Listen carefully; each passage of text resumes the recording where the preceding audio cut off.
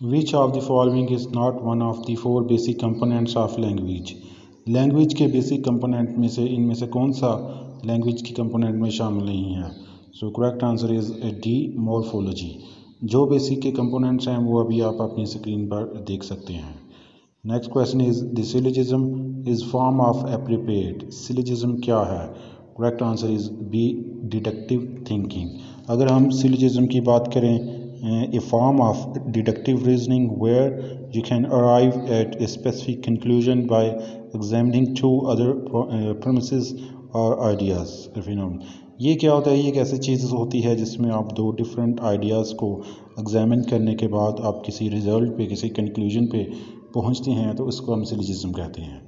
Next question is intelligence test are consider reliable. Correct answer is B, before 7 years of age. Intelligence test जो है वो जो ना पायदार 7 साल की उम्र से पहले होते हैं।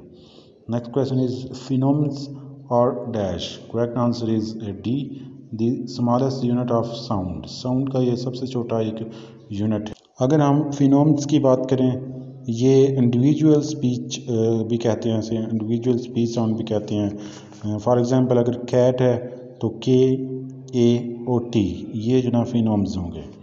Next question is which researcher develop the culture fair intelligence test.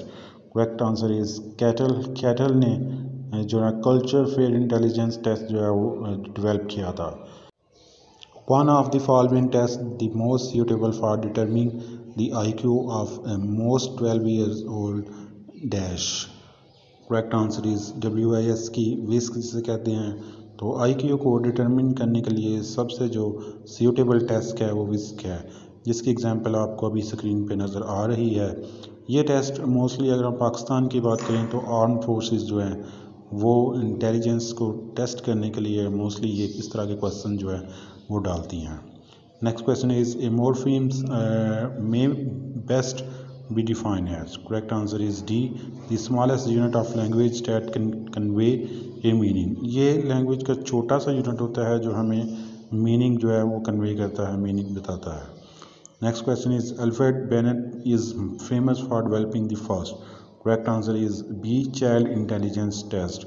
Alfred Binet की अगर हम बात करें तो पिछली जो हमने वीडियो बनाई थी उसमें भी हमने अल्फ्रेड बेनेट की बात की थी। तो इन्होंने मोस्टली जो है चाइल्ड इंटेलिजेंस को टेस्ट करने के लिए जो मेथड है वो डिस्कवर किया था। German's study of gifted children would be considered. Correct answer is A, latitudinal.